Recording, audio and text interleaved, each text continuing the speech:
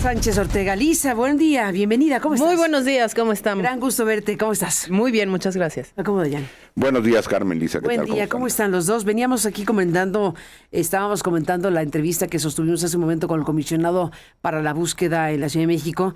Pues es que el tema, entre otras cosas, tiene que ver con el registro mismo de las desapariciones. El tema de que tengamos un registro que no resulte actualizado, por decirlo suavemente, o confiable, es muy grave.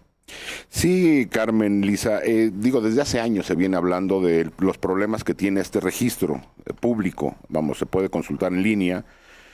El registro, por su diseño y por falta de voluntad de todas las fiscalías y comisiones de búsqueda de todo el país, incluyendo a la General de la República, tiene un sobreregistro y un subregistro.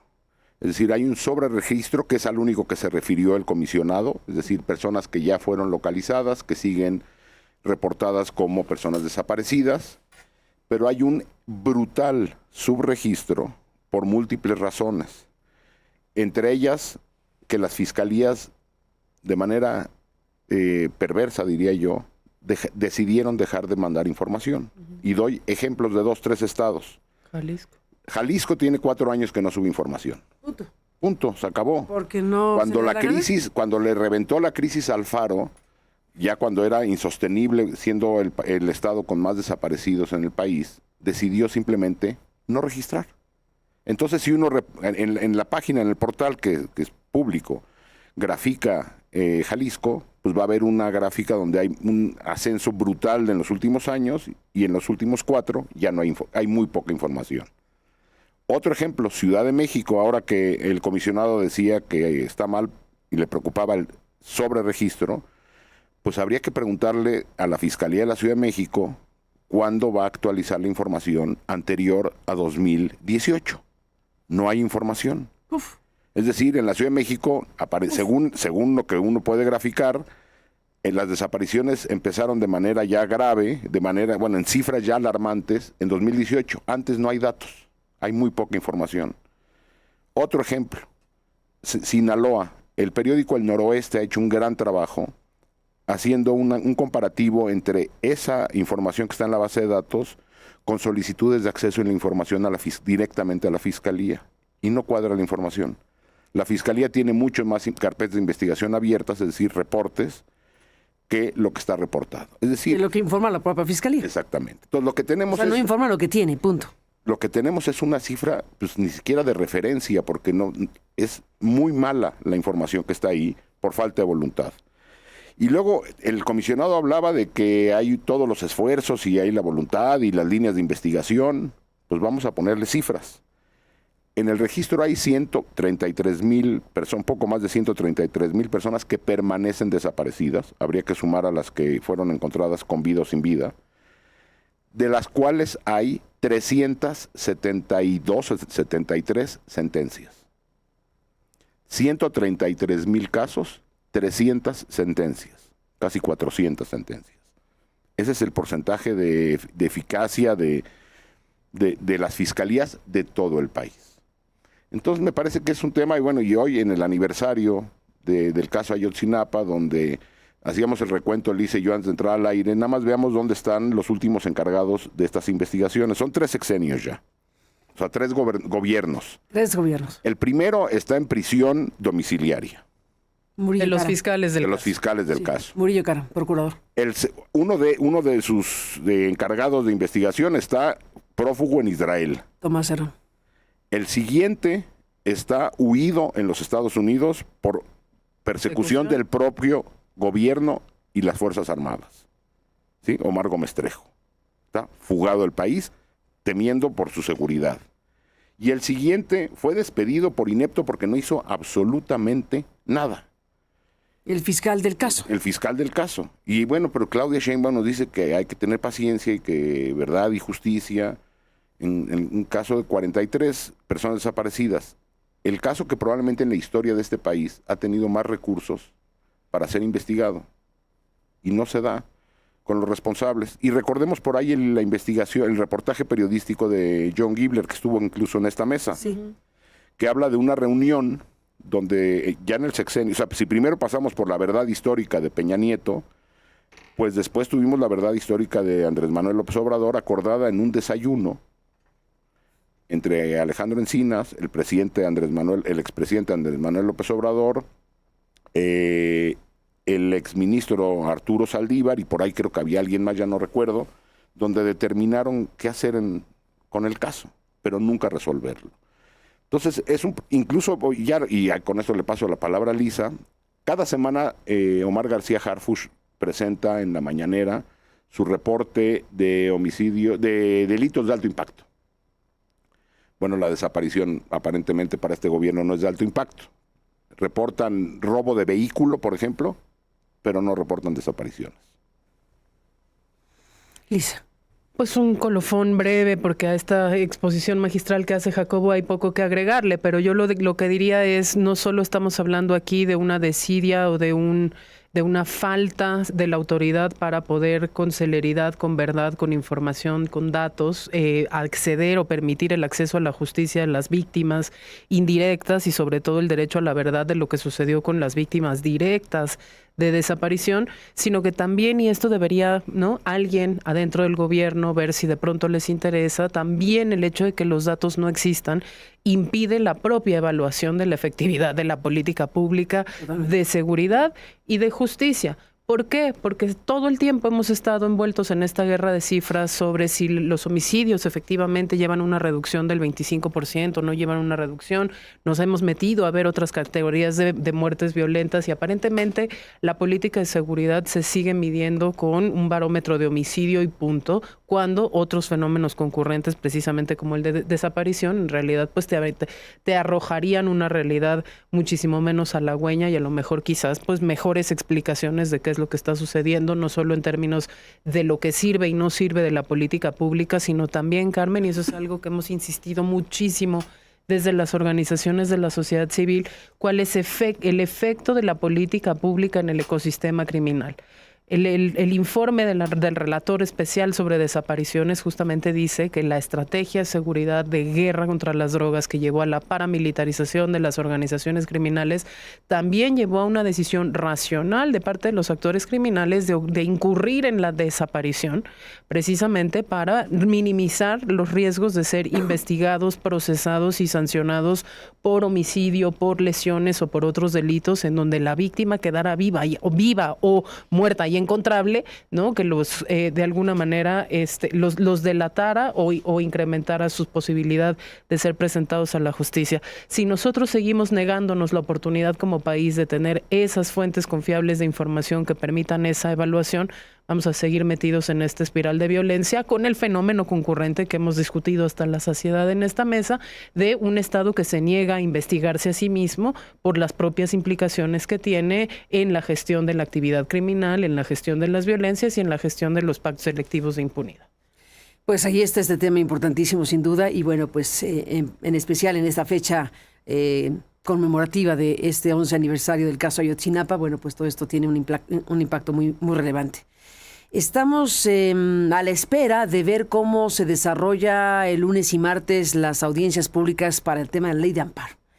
Detengámonos en esto porque hemos visto la tensión interna en el grupo oficialista, en Morena, para que se pueda hacer algo que permita que se escuchen puntos de vista de especialistas, de gente que tenga cosas que decir de esta iniciativa que ya se conoce, que ya hemos escuchado a voces especializadas que nos han hablado pues con preocupación de lo que tiene estas modificaciones de ley de amparo. El martes pasado tuvimos aquí una cátedra del ministro, pues experto en la materia, ¿no? El ministro José Ramón Cosío, que como decíamos, paréntesis de nuevo, además de dar esta cátedra y explicar lo que él ve como especialista en la materia, los pros y contras, porque incluso habló de pros, dijo que se iba a agilizar el tema del amparo y eso estaba bien, que había que tener la mirada abierta para decir hay cosas positivas en esta iniciativa y hay cosas muy preocupantes, y expuso con mucha amplitud todo el tema y eso le mereció aparecer expuesto de manera cruda en la sección esta infame de, no me acuerdo cómo se llama, pero la que llaman de las mentiras,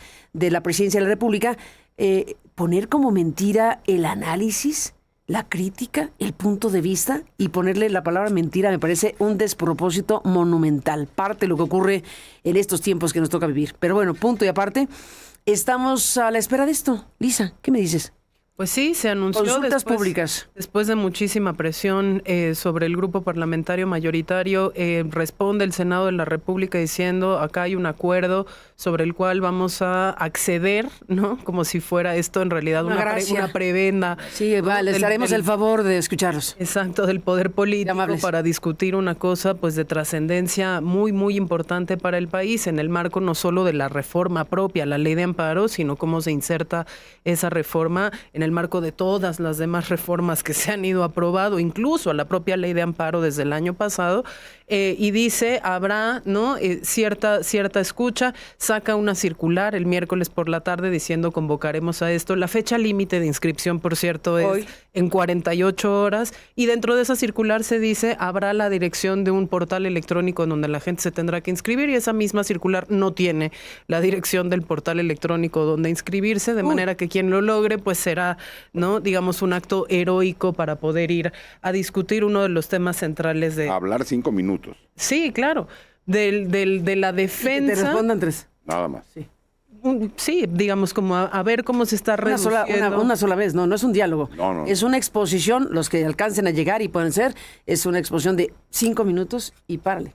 No hay ni siquiera la posibilidad de intercambiar, de cruzar qué piensan de lo que dije, ¿no? Bueno, ya no digas tú el ejercicio público de los puntos de vista expertos, Carmen, es que esta obligación de discutir y presentar evidencia sobre los pros y contras de la legislación tendría que ser el default de la actuación de los propios legisladores, y yo he visto a muy pocos legisladores realmente expresarse sobre el nivel de análisis que lleva esta reforma. Insisto, pues que es un retroceso grande que lleva el juicio de amparo a épocas previas, a reformas constitucionales que marcaron hitos, ¿no? en el avance de la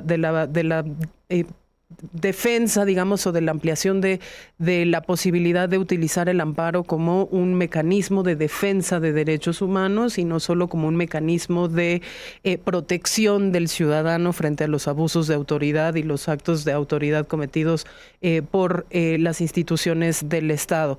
Yo creo que hay puntos muy, muy preocupantes. Escuché el análisis del ministro, lo leí también, de manera que he leído, yo creo que como unos 20 análisis, además del propio que hicimos en México Unido contra la Delincuencia, y efectivamente hay un par de puntos positivos en el sentido en el que por primera vez, por ejemplo, se obligará a la autoridad para que cree la autoridad, ¿no? Las distintas dependencias, las distintas oficinas gubernamentales, perfiles en el sistema electrónico del Poder Judicial de la Federación para que puedan ser notificables por la vía electrónica de los juicios de amparo que se ejercen en contra de sus actos de autoridad o de actos de autoridad de otras autoridades sobre los que ellos sean parte participante en el juicio. Eso es algo que lo comentábamos ya en otros espacios. Por ejemplo, nosotros que emprendimos un juicio de amparo para la defensa de los derechos de las personas usuarias de drogas sin servicios de tratamiento en Sonora, nos tardamos 6 meses en que el juicio de amparo avanzara, en lo que se notificaba a todas las autoridades estatales y federales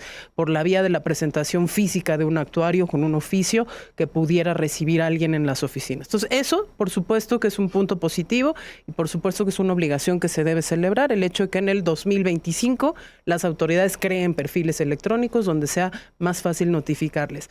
Pero muchas otras cosas, Carmen, que podemos discutir aquí con un poco más de calma, son tremendas regresiones, como el hecho de que pues ahora ya no vas a poder emprender un juicio de amparo por o para la defensa de derechos colectivos o afectaciones, digamos, un poco más difusas. Retroceso impresionante, ¿no? Impresionante. Eso nos lleva al juicio de amparo previo al 2008 incluso, o sea, anterior, ¿no? A los últimos 3 sexenios. A las catacumbas nos regresa. Claro, porque entonces ya solo vas a poder imponer un juicio de amparo frente a una afectación directa, jurídica, legal, específica sobre ti, y no necesariamente, por ejemplo, sobre comunidades.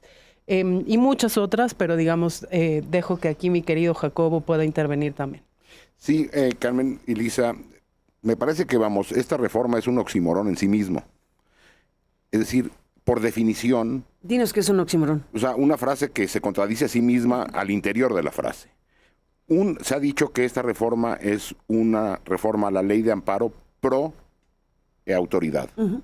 Por definición, el amparo es para defenderse de la autoridad. De la autoridad. Entonces, si estamos ante una ley de amparo, una propuesta de modificación a la ley de amparo pro autoridad, pues es una forma elegante de derogar el amparo. Punto y seguido. No hay nada más que hacer, más bien punto y aparte.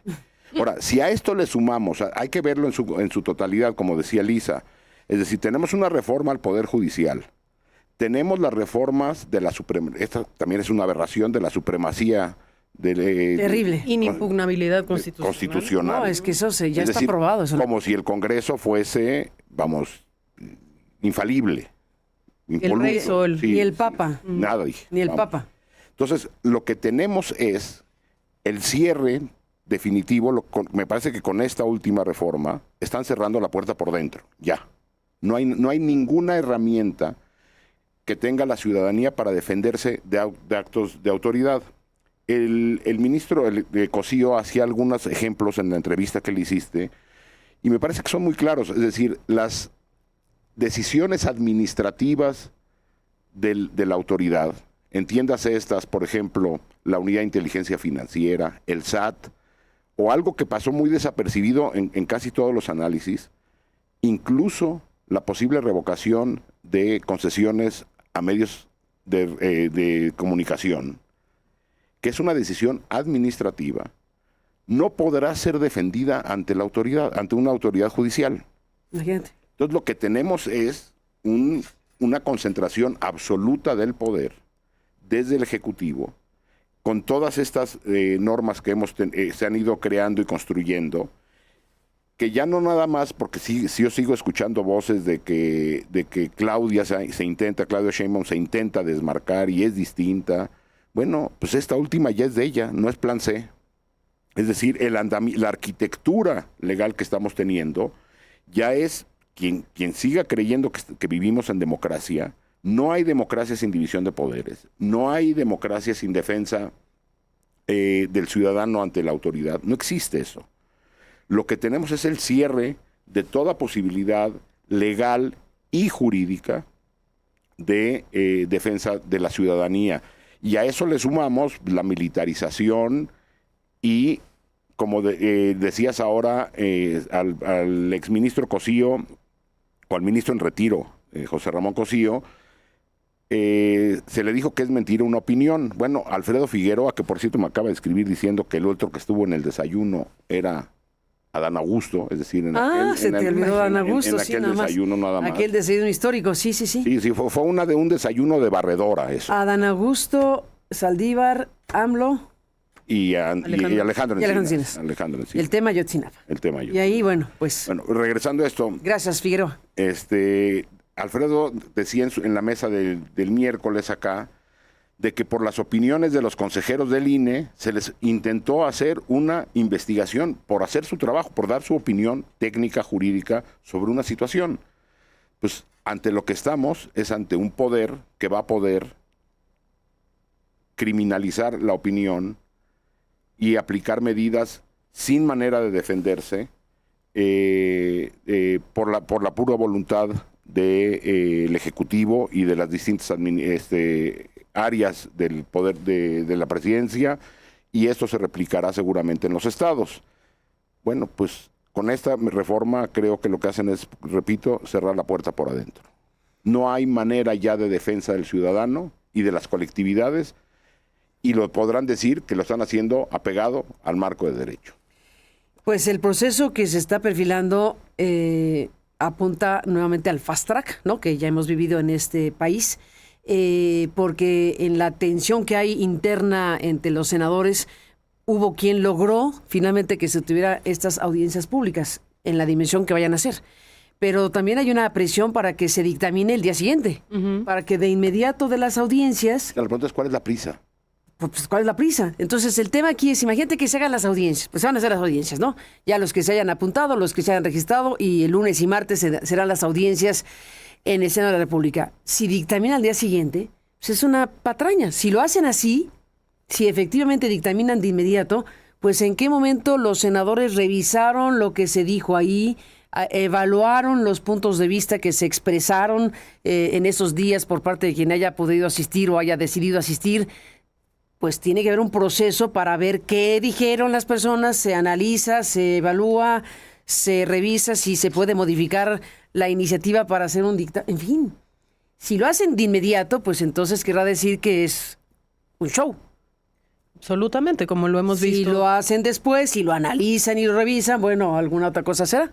Como lo hemos visto en un montón de otras iniciativas, ¿no? La propia reforma judicial, no hubo una opinión experta en la Comisión de Justicia de la Cámara de Diputados, porque simple y sencillamente estaba todo el mundo en el absoluto shock de las elecciones presidenciales, y entonces la abdicación absoluta de las responsabilidades de los órganos internos del Parlamento, que necesitan revisar y hacer justamente esas opiniones, porque no es solo analizar las opiniones expertas sobre el contenido específico de la reforma, sino hacer lecturas armónicas de cómo esas reformas en realidad se suman o se contradicen. La CNDH es lo que está haciendo en estos días y lo emitirá pronto, supongo, ¿no? De la misma manera que lo hizo, de la misma manera que lo hizo cuando revisó que la reforma judicial del 2024 era contraria a la reforma del sistema penal acusatorio, a la reforma del sistema penal para adolescentes, a la reforma de derechos humanos, igualito. Lo que tienes es el desmantelamiento de cualquier órgano del Estado capaz de detener esto o de cuestionar esto.